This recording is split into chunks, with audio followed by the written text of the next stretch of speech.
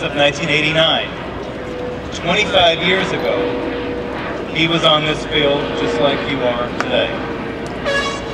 Over the past 25 years since then, he has distinguished himself in the United States Army, earning bronze medals, meritorious service medals, commendation medals, achievement medals, badges, ribbons, and additional recognition while in campaigns in the Balkans, Iraq, Afghanistan, and most recently serving as an instructor and Deputy Chief of Staff at West Point.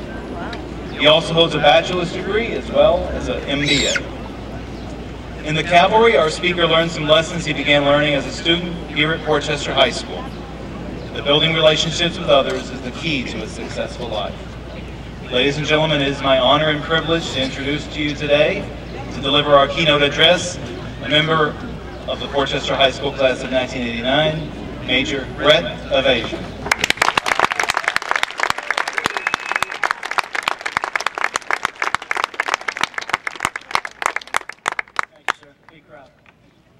Okay. Trustees of the Board of Education, Board President Capisi, Mr. Dreves, Mr. Corbia, Dr. Clishis, members of the Central Administration, Dr. Combs, Assembly Member Otis, distinguished guests, parents, and most importantly, graduates of the class of 2014. It's an honor to be here today, and I'm truly humbled by this experience. 25 years ago, on the afternoon of June 25th, I sat on this very field, sweating, looking around at all the bad hairstyles, like the mullets and big hair, which we actually thought were cool. Listening to people on stage and thinking to myself, would you please just hurry up? So I'll try to do that, and I'll keep it simple for things to which you can relate. The bottom line up front for me, not everyone, is that success boils down to building and having long-lasting, supportive friendships, flexibility, and hard work. I don't measure the success by my medals in my chest, a big office, or material possessions. I'm sure you're all thinking, who's this old guy and why do I care what he has to say? You may be right. I don't think I'm anybody special. I certainly don't have anything profound to say. I'm no Steve Jobs or genius mind that's changed the world. Nobody's making movies about my life, and I'm certainly not a hero. I've never been an outside-of-the-box creative type thinker. In fact, I'm just the opposite. I've always tried to figure out why the box was there, and then mastered the basics to build a better box. I'm just a kid from Portchester that knew what I wanted to do, and I worked hard to do it, just like everyone else here. All right, I'm nervous. Surely, I'm nobody special. So far, I've achieved most of my goals, even when I had obstacles in my path, and even when I made mistakes that set me backwards. So why am I telling you this tonight? The answer is simple, because it all started here. Portchester was always special to me. In the Army, I've been here over 20 years, hung my hat in 12 states, but I still tell people I'm from Portchester, New York. I didn't grow up here, but I consider it my home.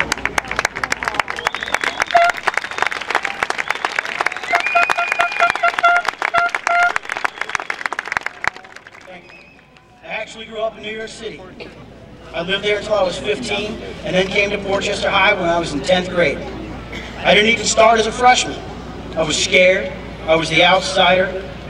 And in the 80s, they had movies like The Karate Kid, where the new kid got beat up and nobody liked him.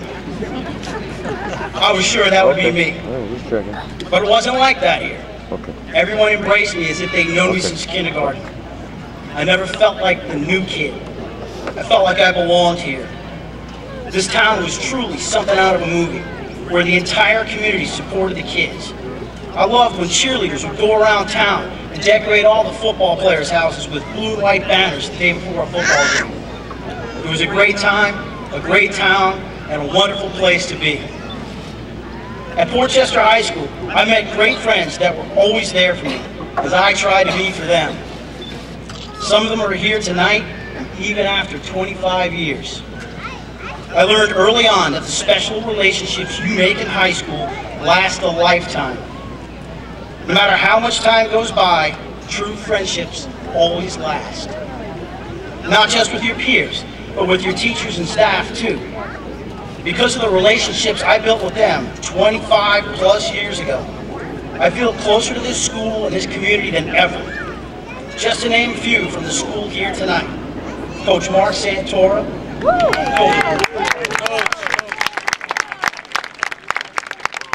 Coach Carl Cairo,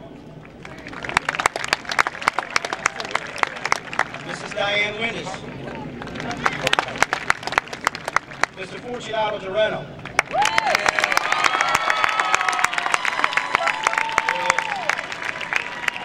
and your football coach, Greg Domestico, who was a freshman when I was a senior here. Now there's a guy with more heart than people I know. We took turns pounding that kid into the wrestling mat, and he just kept coming back for more. He never quit. He had that much heart and resilience at 15 years old, and he still has it at 40. There are so many more who have believed in me and helped me in one way or another. I wish I had the time to mention them all tonight, because they're all great people that worked hard to do what they love. We can all learn something from them. Like I said, I'm nobody special. That's just Portchester. I guess they breed great people here. The teachers and staff are the greatest I ever had. I can't even remember a single teacher's name from college, but here they took personal pride in seeing each and every one of us successfully get into the colleges or career paths that we chose. I can assure you that most of us couldn't appreciate that then, but being on the path to doing what you love, thanks to those selfless teachers, coaches, and friends, makes all the difference in the world. So if I might take a moment, I'd ask you all to give your teachers, your school, and your community a round of applause for helping you where we are.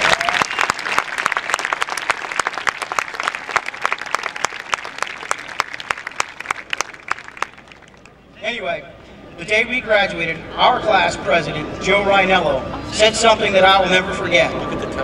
He said, "It's 2:22 under the clock tower, and this is the last time we will ever be together as the complete class of 1989. Those words stuck with me all these years because I knew he was right. Keeping in touch with friends was more complicated back then. We didn't have the internet, smartphones, or the social media that you have available today. We had to handwrite letters, buy stamps, and use the post office. We used payphones and depended on our friends' parents to give us their current phone numbers as they moved around. I know. Back in my day, I had to walk to school 3 miles through the snow, uphill both ways." Yes, I know how it sounds. Here's a true story. One morning, after spraining my ankle in wrestling practice, I was limping to school in the snow on crutches. Your band director, as he was driving by, thankfully picked me up. He can vouch for me. Hey, thanks again for the ride, B.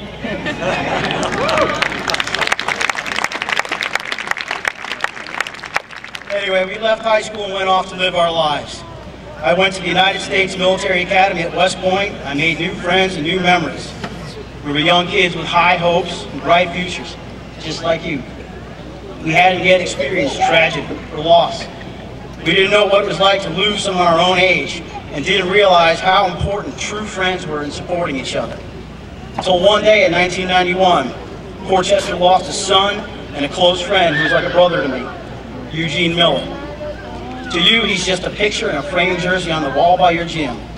He's not even a memory to you because he was gone before you were born. But to me, he was a true friend.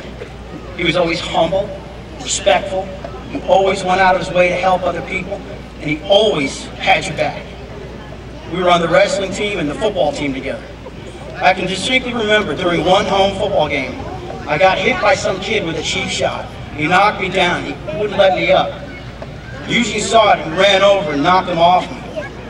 The very next play, Eugene came out of nowhere, blindsided this kid, knocked him on his rear end, and he said, "That's for you, bro." He graduated in 1990, later joined the Portchester Fire Department. Less than a year after his graduation, he was killed at the scene of a fire, saving someone's life. He didn't think twice about it, he just did it. That was Eugene. Selfless. He always instinctively put other people's needs before his own. He was 19 years old. He was an amazing person that taught me the true meaning of selfless service, friendship, and the power of personality. And I've tried to emulate him ever since. His death was the first in a series of events that would later make me realize how important my friends in my life are and they will be. It affected me different with others. I was unable to focus on anything but his loss, even though there was nothing I could do about it. I couldn't focus on school or things that I could influence. I didn't perform when I needed to most. Of course, there were other factors that contributed too, but I started a downward spiral that got me dismissed from West Point for failure to maintain the minimum grades required. I found myself off my chosen path, lost, afraid, and depressed. I lost focus in my goal. I had an uncertain future where before it was all planned out. And I asked myself over and over again, now what am I going to do?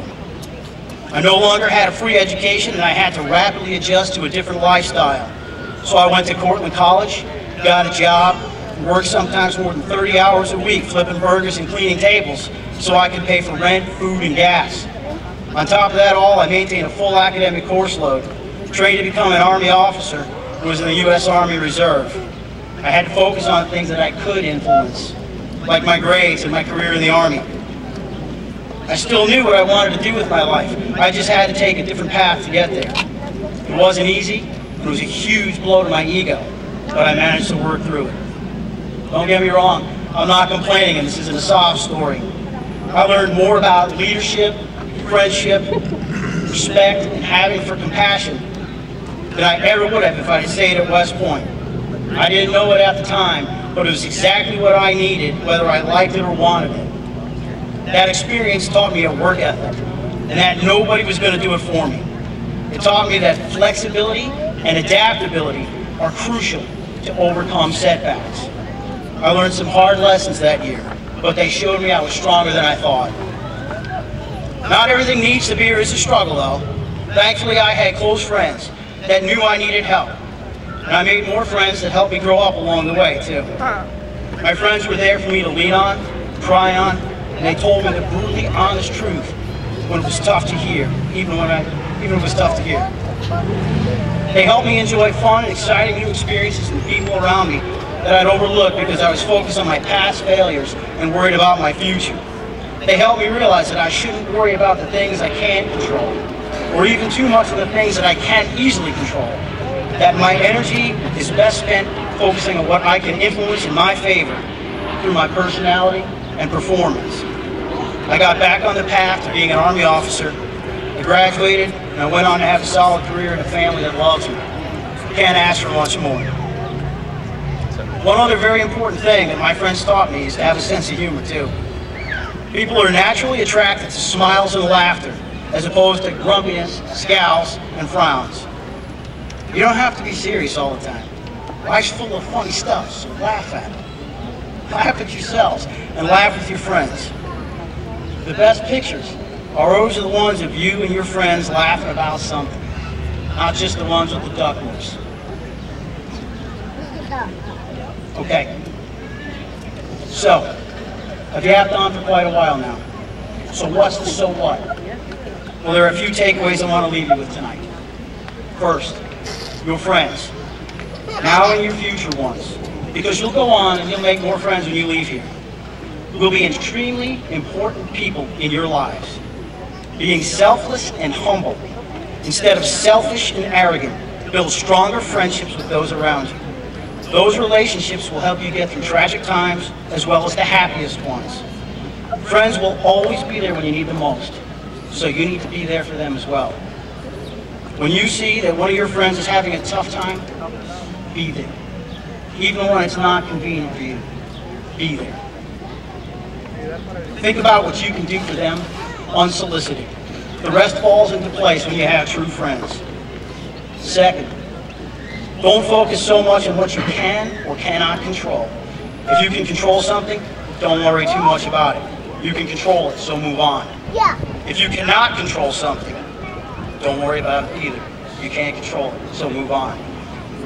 Where you're going to get your biggest payoff is influencing what's in between in your favor through your personality and your performance. And third, flexibility and adaptability will get you through most adverse situations.